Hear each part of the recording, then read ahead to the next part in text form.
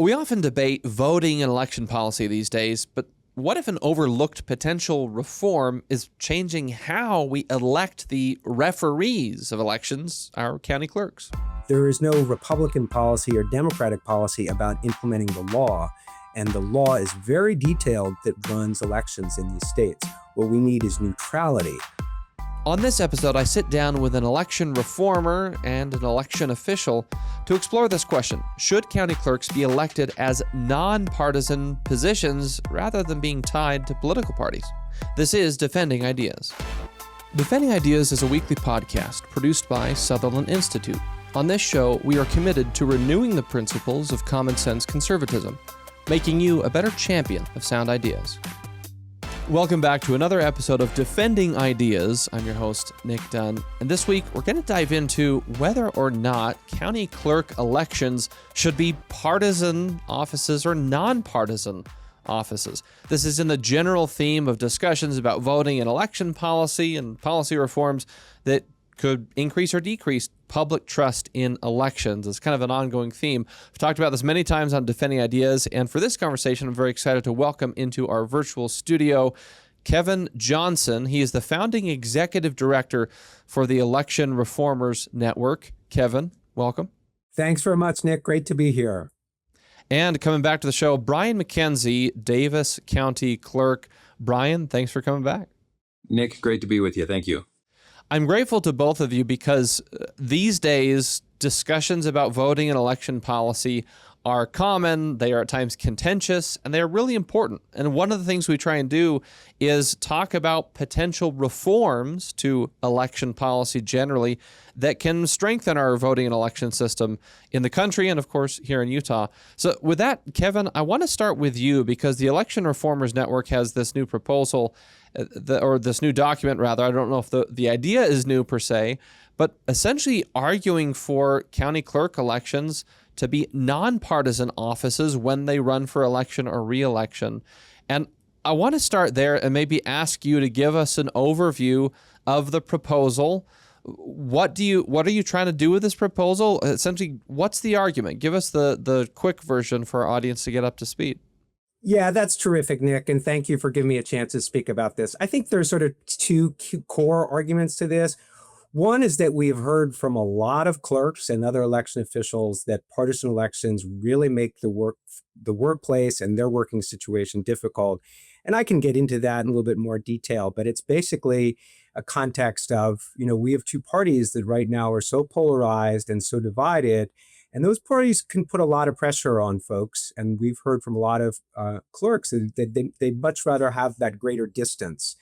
And greater distance between the management of election and the parties that compete in elections is really a very common sense idea. And it's actually the way elections are administered pretty much in every other democracy. So there's a lot for this generally, and I think there's a lot for it now, given the kind of tensions that we're in. And the way our elections are structured, there really isn't any need for people to run elections in a Democratic way or run elections in a Republican way. The law says how to run elections. Mostly we have great elections with really good clerks who do their job. They follow the law. And so the party affiliation ends up being mostly a negative in terms of creating a working environment where you're sort of at risk of getting pressure from the party that you were elected under. That's the summary of it, I'd say. Yeah, Brian, any immediate reactions? You do this for a living. You run for election as a county clerk. You inhabit the office now. I mean, I'm not asking you to weigh in on the proposal per se, because policy decisions like those typically be made by the legislature. But just as someone who's in this position, any thoughts that our audience should be thoughtful of as they're evaluating this kind of proposal? Absolutely. As an election official, we serve as the referee. We know what the rules of the game are. We have to call the shots as we see them. I personally am a member of a political party. I run on that ticket. I associate with that party because the values of that party are most closely aligned with the values that I hold myself. But as the election official, as that referee per se, oftentimes I show up to the game, and whether I'm calling the shots for Team A or Team B, the fans look down and they see that I'm wearing my favorite team's jersey. And sometimes that raises some questions, and we have to explain that. And it is important as an election official, whether I'm rooting for Team A or Team B, I have to make sure that I call the shots as I see them in accordance with statute. Brian, have you experienced or seen? I mean, one of the points that Kevin makes and that the document makes, that we'll include the link in the show notes and the link to the Election Reformers Network website. But Brian, talk to us about those concerns that sort of this. I love the analogy of sort of the team analogy, that if you're the referee and you're wearing a jersey for a particular team, conceptually I can understand that how that might have an impact. But have you seen sort of, I don't know if it's political pressure or political issues or just partisan complications that you've seen come up either in your work or maybe in colleagues and other election officials in the state around the country? Anything you're able to talk about that can kind of give us a flavor of, well, how do these challenges that Kevin's group is trying to fix, how might they manifest in practice? Yeah, really, and using that analogy of being the referee, in every game, it's pretty easy for us to go out there and call the shots. But every so often, every 4 years in my case, I rely upon those fans to vote me back into office. It's important that I have that support. I have to go and seek the nomination of my political party, even to be able to get onto the ballot.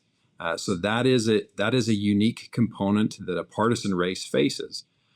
So if I, as the election official, make some calls in accordance with state statute that are not popular or not favorable towards the political party that I'm seeking nomination from, that can be very complicated for a candidate. And there could be some pressure there. There could be some pressure to make a consideration. It is not an easy thing to do. It requires an individual who is committed to focusing and doing what's right, regardless of what those political consequences may be. And if I could just piggyback on that, I think that's really well said, Nic, Brian. But I just wanted to mention that the proposal and the document that we've put forward comes out of research in a number of states and interviews, confidential interviews with a large number of clerks, many of whom talk to us about exactly the same kind of issue that Brian raised, about the fact that the parties right now are so intense in their competition that they are really looking for things from election officials. Sometimes they're looking for validation of a narrative about what they allege happened in a prior election. And so officials are, in some states, I think this has happened less in Utah, but in other states, there's been situations where officials are being kind of asked to take the party line and say there was X problem or Y problem with a prior election. Even when those officials know that that's not true because they know how elections work, there's times when clerks have been in other states have been pressured to not certify an election that they knew was an accurate result. They're asked to really, in a sense, betray what they knew to be the truth. This result is accurate. Now, there's a lot of heroic people in these positions, and they know how to stand up to folks, and they're not feigning violence. And so, generally things work out, but it creates a pretty intense workplace environment that's really difficult. And I think a lot of clerks would really prefer not to have to go through. And I think one of the ways that you see that, a lot of states, we talk to a lot of clerks who have made the decision to run as independents. There are 25 states where clerks are elected on a partisan ballot. And in several of those states, you're starting to see clerks go ahead and put their name on the ballot as an independent, although they know it's hard to win as an independent in a nonpartisan election. As one said to me, all it takes is someone to roll out of bed and register for that party that's dominant in this county, and I lose my job. But I'm going to take that chance because I don't want the party to feel like it has the right to call me and tell me what to do. That's the kind of pressure that we are sometimes hearing about that leads to the thinking that we need to consider other options. Kevin, one of the points you made earlier, and I think you made this point in the document that we'll link to, is that by and large, county clerks, election officials are doing a good job. They're administering elections well. And I think you even mentioned like some of them might be heroic and standing up to if there is political pressure like this. So I think one question may be, someone out there listening might ask, well, if they're administering elections well right now and in accordance with the law, why do you need the reform? What is the specific problem you would hope that a reform would accomplish? Basically, to make the work easier for people who face a really demanding job. Elections have gotten harder and harder. There are all sorts of complications that arise related to cybersecurity. There are longer election periods. States have implemented long, early, pre-election day voting periods. There's intense pressure, and that pressure is manifesting in a lot of people who've left the profession in over the last couple of years, so 6 or 7 years or so. And so there's a real need to make sure we can recruit people who will be in the job.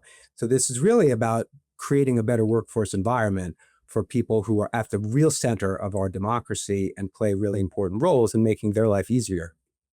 Another related question is why county clerks specifically, as opposed to maybe other types of election positions, or even, and I know this gets outside the scope of just election policy a little bit per se, but legislators, school board members, city council members, and I know there have been debates throughout the country over the years and different levels of offices. Some are partisan, some are nonpartisan. But is there something unique about county clerks, in your view, Kevin, that having the nonpartisan moniker is more advantageous for county clerks to do their job compared to other elected officials? Because someone might say, well, the party could call a state legislator and try and influence them, or a state school board member. Is there something unique about county clerks that says, well, we actually need more of a buffer than maybe you would expect for these other elected official positions? I do think there's something unique about everyone who's involved with elections. We don't just work at the clerk level. We also advocate for reform at the level of either Secretary of State or, of course, in Utah, it's Lieutenant Governor. We think that's also a position where it's worth thinking about structures that can reduce the potential partisanship. But elections are different. They're different than legislating. They're different than being on a school board. They're different than being a sheriff or whatever other position you might be thinking about. They absolutely have to be neutral. They are not about implementing the policy of a particular party. They are about implementing the law. I'm familiar that in Utah, there were, I guess, nonpartisan school board elections for a time, and there was some concern about that. The position of school board is one that, to me, makes sense in terms of the need to have the party label on the ballot. Voters want to know, is this school board person advocating for, say, a left or a Democratic education policy or a Republican education policy? And you would want to be represented on that school board by a person who you know stands for one policy or another. There is no Republican policy or Democratic policy about implementing the law. And the law is very detailed that runs elections in these states. What we need is neutrality. We don't need independent policy implementation from the people we're electing. That's at least how I see it. I'd love to know if Brian kind of would echo some of that sense of that distinction, but because you obviously work with other county officials, and I wonder if you also see that different perspective. It is an interesting perspective and a common question that we get in the election office. People will call us and say, why is the county clerk, or maybe even the county sheriff or the county recorder or county server, why are they partisan races? That doesn't make sense to some people. They ask those questions. And as we kind of think through this, within elected offices, you have representative elective offices, and you have administrative elective offices. So you take like the governor, for example, the legislative races. At the county level, you have your county commission races. These are policy-driven positions. They have a purpose to carry out a vision, a direction, to move things in a specific direction based upon their beliefs and values and their politics. Then you have these administrative positions at the county level, such as a county clerk, a county sheriff, the county surveyor, the county assessor. They are hired to do and elected to do a very specific job. It is set in statute. These are the parameters that they do. Now, there is some flexibility of how they do those, but there's some pretty good guardrails there. And it doesn't matter if you are a party A or a party B. Your politics really shouldn't come into play in carrying out the law. For example, a county assessor, they go out and they assess the property of your or the value of your property. Doesn't matter if it's from party A or party B. It just is the value of the property. In the case of a county clerk, our job is to register you to vote, count your vote, release the results as it comes into the election field.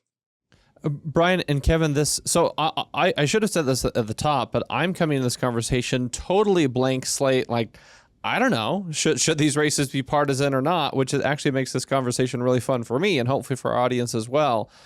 But as we're talking and reading through the proposal, Kevin, prior, and hearing both of you kind of echo these points right now, I'm sort of filtering this through myself as a voter. So I consider myself a political conservative. And so when I cast a ballot for an elected official, in general, I'm thinking, okay, how can I find people who represent my values, my policy preferences, and so on?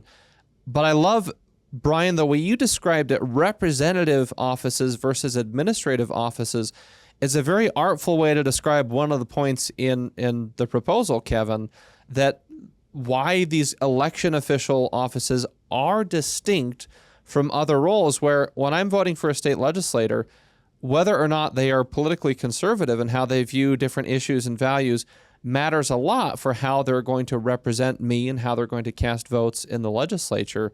Whereas when it comes to election administration, maybe you could still argue that there is sort of conservative election policy versus progressive election policy, but that would still be handled at the state legislative level. So that's where I participate in that way. Whereas, Brian, to your point, your job is to faithfully execute the election policy that the legislature has already decided. So I just want to sort of test that back. Is that a distinction that I think people need to understand, that you guys as county clerks, as election clerks, you're here to administer to, I love the referee analogy. If I want a team to promote a particular viewpoint, in this instance, that's my legislature. If I want someone to then just enact whatever the legislature decided faithfully in accordance with the law, that's you. Is that the right way to think about it? I think that is. I think it's the best way to kind of wrap our brain around what we're talking about here, because that helps the policymakers answer this question as to whether or not these positions should or shouldn't be partisan, right? Because some people may say, no, we still want it partisan because X, Y, Z. But to your point, as it relates to the political side of it, that partisanship of it, that's usually the background or the motivation that will help us make decisions. And that's really what it comes down to. When somebody is voting for a position of representation, they don't know every decision that they're going to make on every question that comes before them. But if they can understand their political ideology, then they can move forward with some confidence to say, okay, their political ideology is similar to mine. Therefore, I believe that when faced with a question in the future, they'll likely decide similar to what I would. In an administrative elected position, we don't have those type of cases very often. As you pointed out, most of what we do is spelled out in state statute.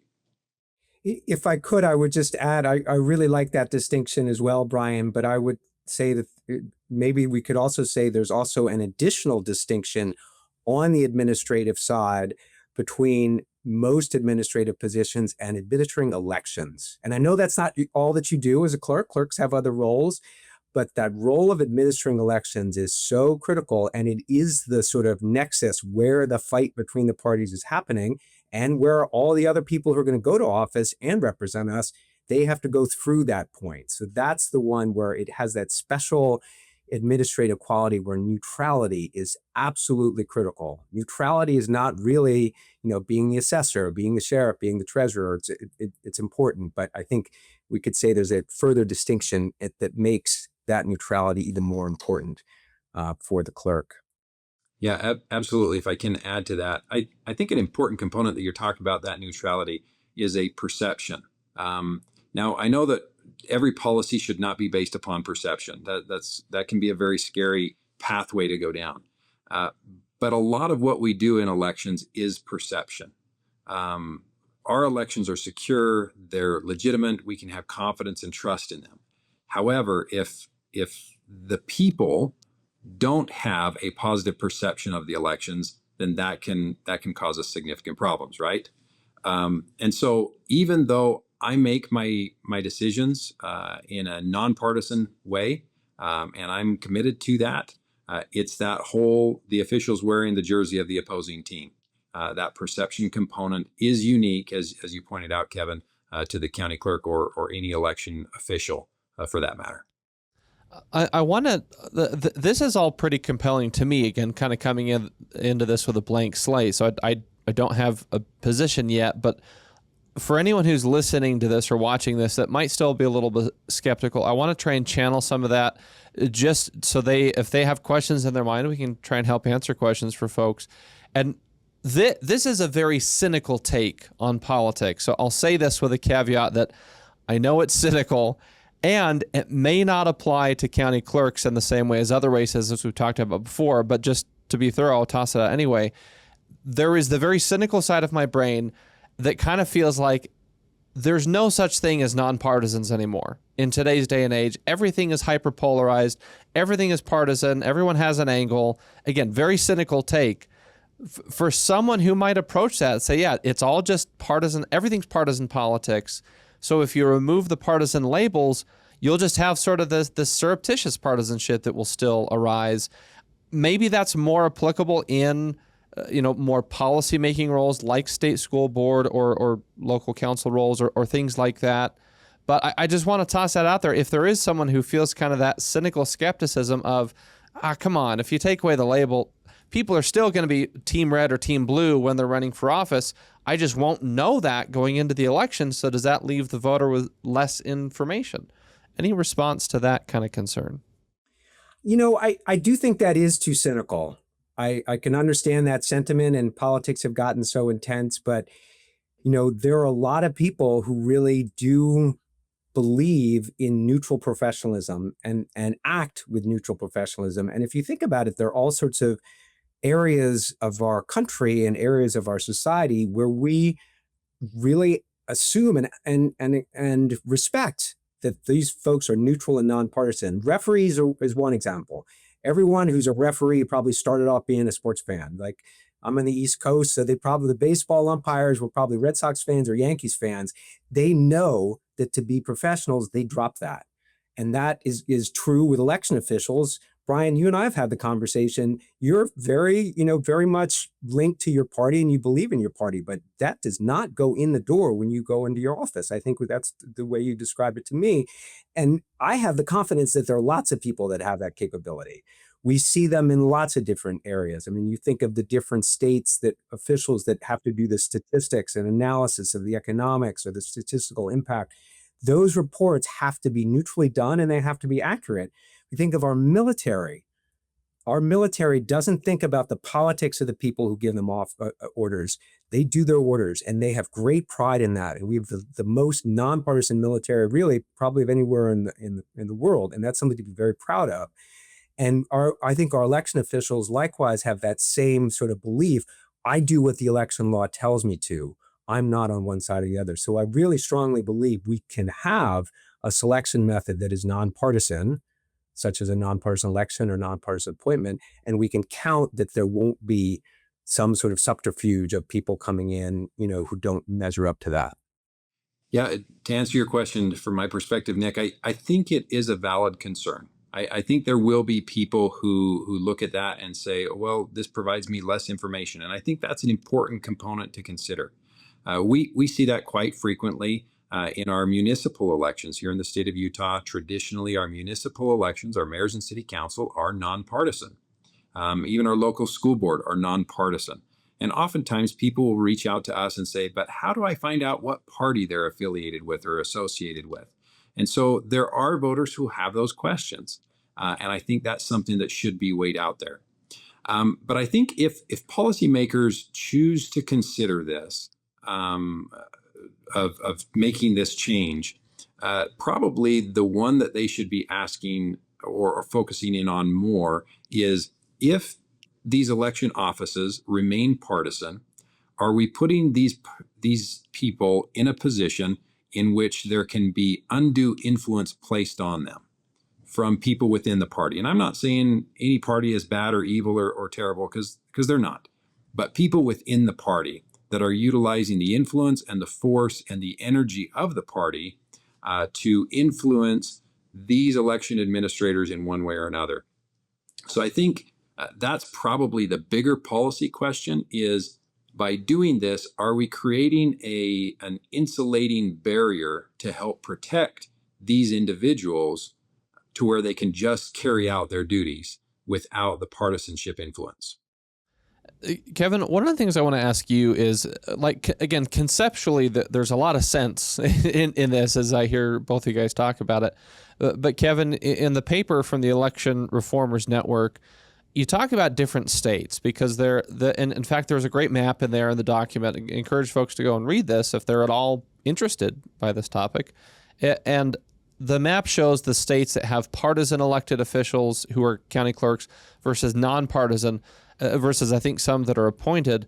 So I just want to ask you, Kevin, when you look at sort of the national map and see, well, different states maybe sometimes do this differently, what evidence have you seen from the states that do it partisan, nonpartisan versus appointed that should be on the table as we're talking about this, and if Utah policymakers think this is something they want to take up?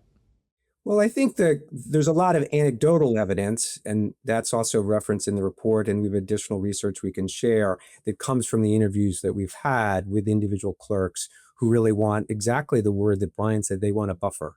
They want policies that give them a buffer.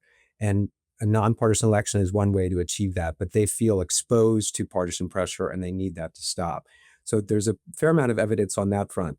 There are only 6 states that have nonpartisan election, and there haven't been any states that have changed from one to the other such that you get a really clear data set that says, after this state changed from this side to that, from partisan to nonpartisan or the other way, we saw this outcome or this result. We do have that evidence around appointment. There's clear political science evidence that says appointed election officials outperform elected election officials, and that's sort of an interesting finding, and something we're talking about. But my pretty strong belief, and we want to do the research to explore this, is that if you look into where election officials retired early over the last 5 or 6 years, where election officials got harassed, even got death threats, that led them to leave the office, I'm pretty certain that that will be disproportionately from the states that have partisan election, not from the other states, because that's where the pressure really is on them. We'll do that research and get back to you. No, that'd be great. Well, we can have a follow-up then. And I think even your report from Election Reformers Network mentions some Sutherland Institute survey data that asks folks about, hey, what is, as Utah voters, what's your preference as far as how election officials are chosen? Anything you want to share about that as far as how that might influence the discussion? Well, we see that survey result and see that in other countries as well, and other states as well, and that's why, we expect that if a policy is developed here, it'll most likely be a policy of transition to nonpartisan election, either statewide or sort of via county option, rather than a policy of transition to appointed clerks. I will say, though, having interviewed a lot of appointed clerks and comparing them with elected clerks, the appointed clerks are happier. They also, I know appointed clerks who have voluntarily decided not to vote because they don't want someone to go look up which primary ballot they take and figure out which side they're on. They love the idea of neutrality, and they love the idea of elections reflecting that neutrality so much that they take away their own opportunity to vote. That is a devotion that's pretty remarkable. And you hear them talk about, we are Switzerland. I'll never have a Facebook post that's about one side or another. My wife won't have a Facebook post that's about one side or the other, because I believe so strongly in the value of neutrality. It's really it's heroic, some of the things that you hear from some of the appointed folks. So that can come from an appointed system, and it's something to keep on the table, as if Utah goes into this, as they consider different options. I mean, I think your survey is an important point, but that's a survey really taken maybe before there's been a lot of discussion about it. And so maybe those opinions would change with more discussion, but because I think there are merits to all sides. Well, in the few minutes we have left, I want to ask about kind of next steps and the kinds of things that states should do or could do. One of the things the paper contemplates is whether state legislation should require nonpartisan clerk elections, or do you just allow counties to choose and to kind of test it out? Any sort of thoughts or recommendations? If either of you, Kevin, from your perspective, and then Brian, from your perspective, if you were asked about this topic by state legislators in Utah or another state for that matter, what would you recommend to them as far as, Kevin, maybe your suggestion, or Brian, the kinds of things they ought to think about as they're evaluating this issue? To me, I would say that either option, a local option where counties can decide to change the clerk election from partisan to nonpartisan, or a statewide option, either option would be good. Right now, it isn't possible for Utah to make that change county by county. Other states have that. Montana, for example, has a mechanism for that, as does Washington State. And a good number of counties are making that transition. And I think it's helping in those counties. My understanding is that vote by mail came about in Utah as something that counties could opt into. And one county tried it, and then another, and they realized that it saved them money and increased their accuracy and worked really well. And so it ended up spreading county by county, basically across almost the whole state. So there's a nice local quality or local value to that. But at the same time, it may be easier from a general equal standards perspective to have it statewide. I think either would work from my perspective. I'm glad that Kevin pointed out those two things. Here in Utah, we tend to like local control. So I think you'd probably see that perspective from the counties, some desire on that. But we also like consistency and having that across the board. So we do have these competing interests. I think regardless of which direction they go or anybody goes on this, if this is something that the state wants to move forward, I think it would be important if it's left up to a local control that there are some items put in place to where there wouldn't be a frequent switching back and forth to ensure that a decision at the local level wasn't being made to favor an individual or disadvantage an individual based upon political affiliation or lack thereof. That's really smart. Well, we're about out of time. Again, I encourage folks to go and read the proposal and understand this issue, because it's fascinating to me, because I think we've had a lot of conversations on this show about election integrity and trust in elections, and what policy reforms or what sort of public conversations like this can be brought to the table to try and bolster trust in elections, and where there is opportunity for reform to improve election policy, to have that discussion. This is one, honestly, that I hadn't thought about before, that this is maybe a relatively straightforward reform, again, that could have some positive impacts, obviously, Kevin, that you're arguing for. And so I just encourage folks to sort of dive in. And again, I was coming at this kind of fresh.